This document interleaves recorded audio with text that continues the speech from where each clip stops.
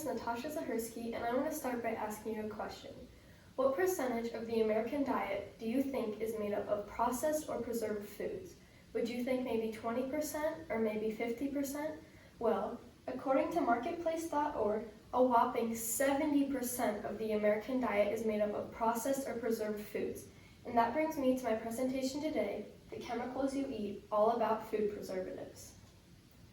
So I'm going to talk first a little bit about the history of food preservatives. So preserving food dates back centuries. If you think about ancient civilizations and how they preserve foods, they use salt to preserve things like meat and fish, and they also use sugar to preserve things like fruit and vegetables.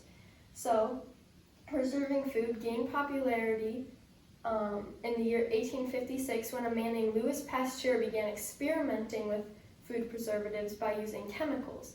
And it wasn't until the late 20th century when it was actually brought into America and used for the first time, and it rapidly gained popularity, and the use of food preservatives still remains popular today. And so, why should we talk about food preservatives?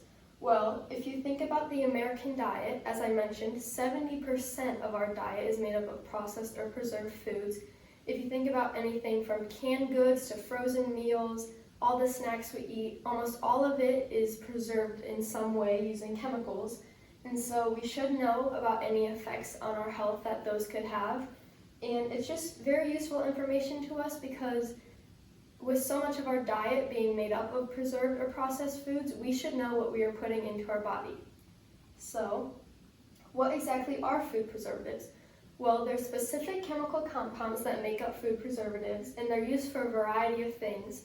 So for instance, there may be one specific chemical compound as a food preservative that's really good at preserving the color of a food, while there may be a different specific chemical compound that is really good at preserving the taste of a food. So depending on the chemical structure of the food preservative, it can be used for different things. So some other examples would be preserving the nutrition of the food, freshness, taste, texture, appearance. There's many things that food preservatives actually preserve. And so there's different types of food preservatives. As I mentioned, there's a bunch of different chemical compounds that make up food preservatives. So there's different groups. Today I'm going to be talking about the benzoate group and the sulfites, more specifically sodium benzoate and sulfur dioxide.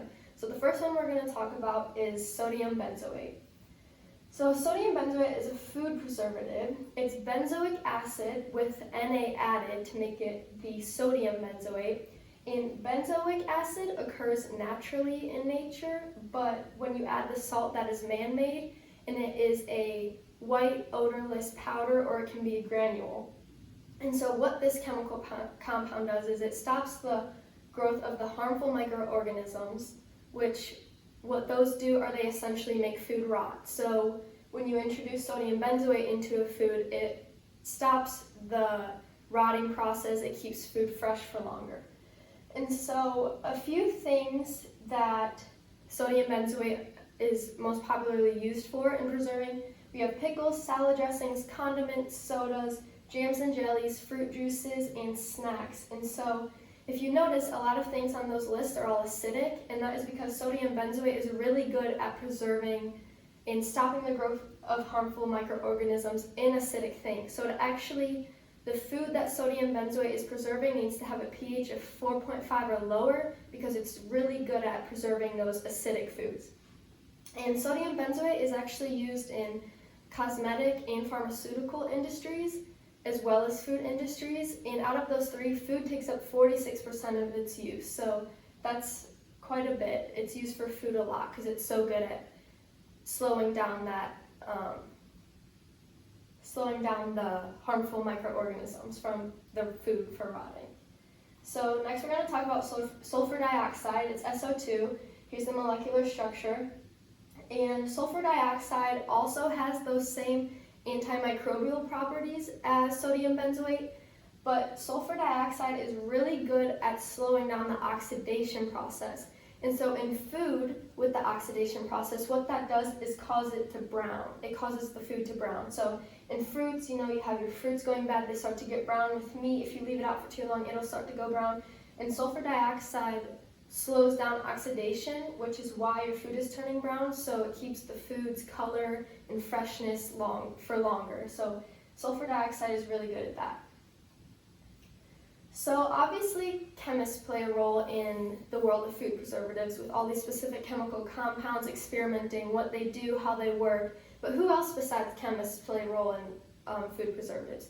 Well, we have the FDA and the U.S. Code of Federal Regulations, and what they do is make sure that these things are safe and able to be consumed. So there is a food additive status list that they will add food preservatives to, and they will list what they're used for, their safeness, what they're made of, and any sort of limitations on that food preservative, if you're only allowed to use a specific amount, or any sort of limitations that there might be on the food preservative. So obviously these organizations play a huge role too, because we need to make sure the food preservatives we're eating are safe.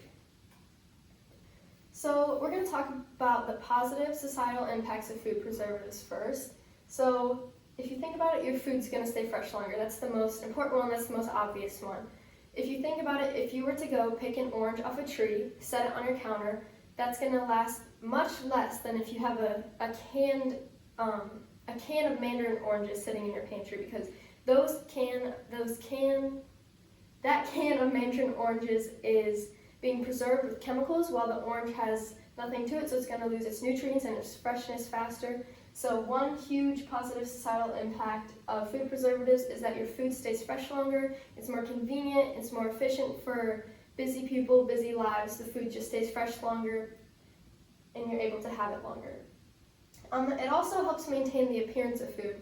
So when you're eating, there's certain things you might not think of, like the texture of the food or the color, but if one of those things were to be off just a little bit, we would definitely notice if we were eating. So food preservatives help maintain the things like color, appearance, texture, freshness that we might not always think about.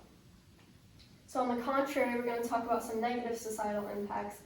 Obviously, if you're not eating as much fresh food and resorting to canned goods, frozen meals, all these processed and preserved foods, it's going to lead to unhealthier diets. You know, we have things like Twinkies, McDonald's, a bunch of canned food.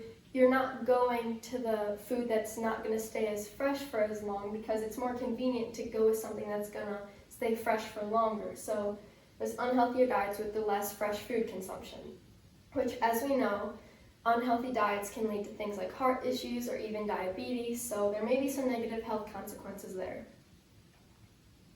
So we're going to just do a brief overview of the evolution of food preservatives. So it started centuries ago, as I mentioned, with preserving meats and fish with salt in ancient civilizations, and also they used sugar for fruits and vegetables.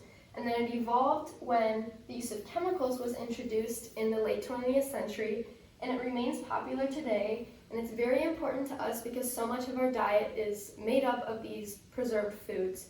So maybe the next time you're eating, you might think of chemistry. Thank you.